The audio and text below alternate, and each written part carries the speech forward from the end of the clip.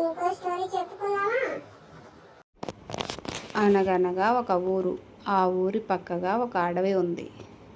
ఆ అడవిలోకి ఆ ఊరి జనాలు కట్టెల కోసం, పండ్ల కోసం వెళ్ళి వస్తూ ఉంటారు. అలా ఒకరోజు రాజన్న ఆ అడవిలో పోతూ ఉంటే, కాపాడండి కాపాడండి అనే అరుపులు వినపడ్డాయి. చుట్టూ చూశాడు. ఒక పాడుబడిన బావి కనపడింది. అందులో ఒక సాధువు కనపడ్డాడు. నాయనా, నీళ్ల కోసం వచ్చి కాలు జారి బావిలో పడ్డాను, కాపాడు అన్నాడు. అప్పుడు రాజన్న తీగలతో ఒక తాడు అల్లి బావిలో వేశాడు. సాధువు పట్టుకోగానే పైకి లాగాడు. అప్పుడు సాధువు సంతోషించి, నాయనా, నా దగ్గర ఒక మహిమగల కర్ర ఉంది. దానిని ఏ లోహానికి తగిలించినా అది బంగారంగా మారుతుంది అని చెప్పాడు. అది నీ వద్ద పెట్టుకో. మరలా సరిగా 6 నెలల తరువాత నేను వచ్చినప్పుడు నా కర్ర నాకు ఇవ్వు అన్నాడు.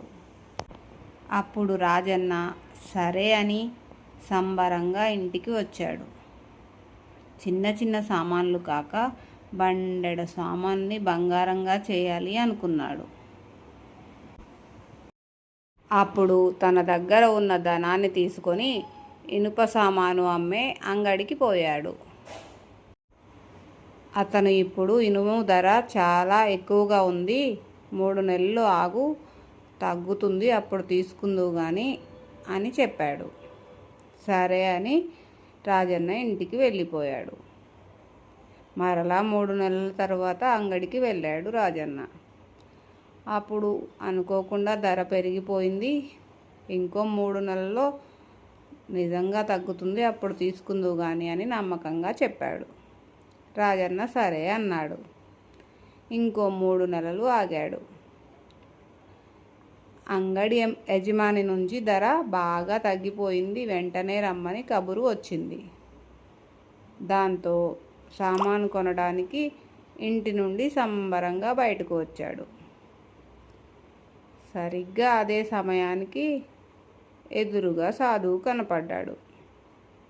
నాయనా, నీకు చెప్పినట్లు 6 నెలలు గడిచిపోయాయి, ఇక నా కర్ర నాకు ఇవ్వు అన్నాడు. రాజన్న ఏమీ చేయలేక మౌనంగా సాధువుకు కర్ర ఇచ్చేశాడు. మరి కథ ఎలా ఉందో చెప్పలేదు.